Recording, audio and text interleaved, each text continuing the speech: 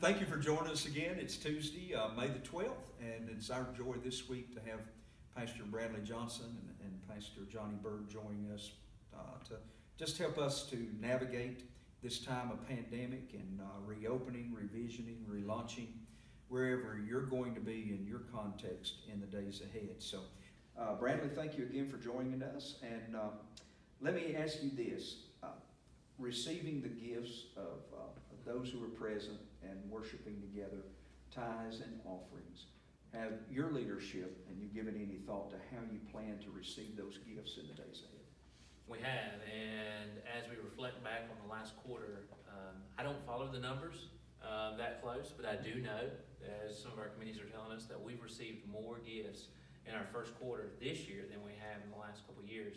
So I just say that to say the Lord has been generous. Yes. Our church has been generous, and the Lord's still providing so that we can do ministry in Leicester, but also across the state. And also, we're thinking about Annie Armstrong as well. We don't want to miss out. We don't want to miss out on giving to the Annie Armstrong Easter Fund, and we're a little behind on that. Mm-hmm. So when we think about gathering together, we know that giving is a part of worship, and so we want to give people that avenue to give during the worship service. Mm-hmm.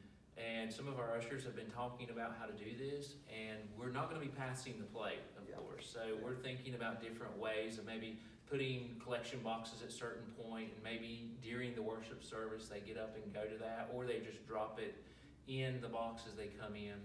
Okay. So we're definitely thinking about that, and we're going to have to change what we're doing. There's no doubt about it.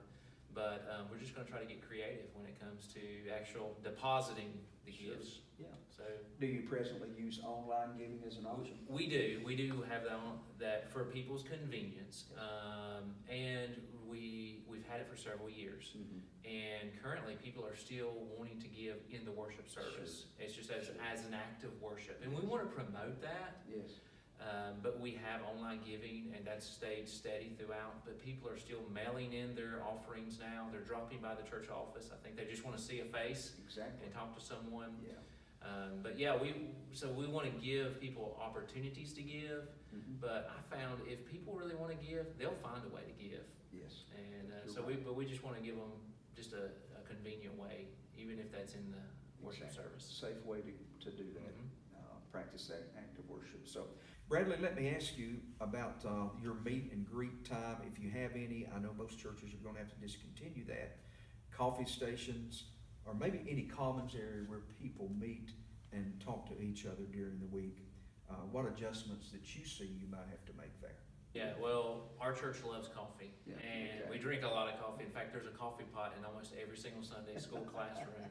So that's something we're going to have to stop and Yeah. just encourage people to bring your coffee with you. In fact, we're probably going to discourage people from bringing any kind of drinks unless they just need water or something there, especially for the first couple weeks, just so that we're not, touching a surface and then putting something to our mouth.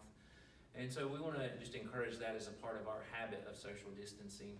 We'll probably block off our water fountains and do just a couple things to discourage Yeah. people just spreading any kind of germs they would normally spread. So we're going to stop our coffee for a short time, short Okay. season. All right, till everyone's more comfortable Exactly, with yeah. having it there. So, Bradley, do you see that the Newfound congregation would make available masks for people as they arrive, particularly those who might be the most vulnerable? Yeah, well, we want to provide those masks if we Okay. can. I know they're in short supply, and we want to be a good steward of those resources, so we don't want to just broadcast them out, but especially for our members who would feel that they need one or want Yes. one, we want to give them that opportunity, and we'll provide that. But I know a lot of people have their own masks. Some people are making their own masks, but we want people to feel safe when they come to worship. And feel the freedom to wear your mask, and just realize that's just part of this. This is the season of life right now, but it's going to be a short season, hopefully. Hopefully. Thank you for joining us. Yes, sir. Thank you. Thank you, Johnny Byrd from North Point Church, for joining me today for this second session. Let me just ask you quickly 3 different questions that possibly someone could gain some insight from as to how you're dealing with this. We know part of our worship every week is receiving tithes and offerings from God's people. How do you perceive at North Point that will change? Well, we've already seen an uptick in the online giving in the past month. We've had that, we'll continue to offer that. A lot of people are mailing in their tithes and their offerings, but when we are able to worship again, we'll have stations, probably 3 or 4 stations where people can drop in their tithes and offerings, but we will not be passing the plate. So. Okay. So you're making plans to receive it during worship in another method? Yeah, using another method. either during worship or coming in, going out, a place to leave it. So. Okay. Also, you know, some churches here in Western North Carolina would still practice the meet and greet time, but most every church has a commons area where people that enjoy fellowshipping together, maybe a coffee station or whatever. How is that going to change for you at North Point?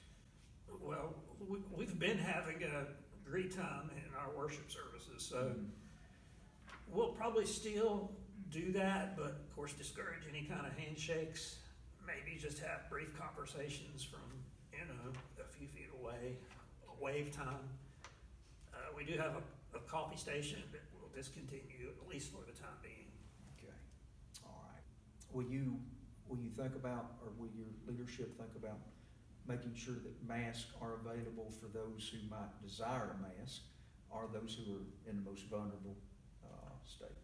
Yeah, we've already ordered a couple of cases, so we'll have them whenever we're allowed to start back. We'll have masks available for those who want them. Okay. Thank you for joining us today, Johnny. Thank you.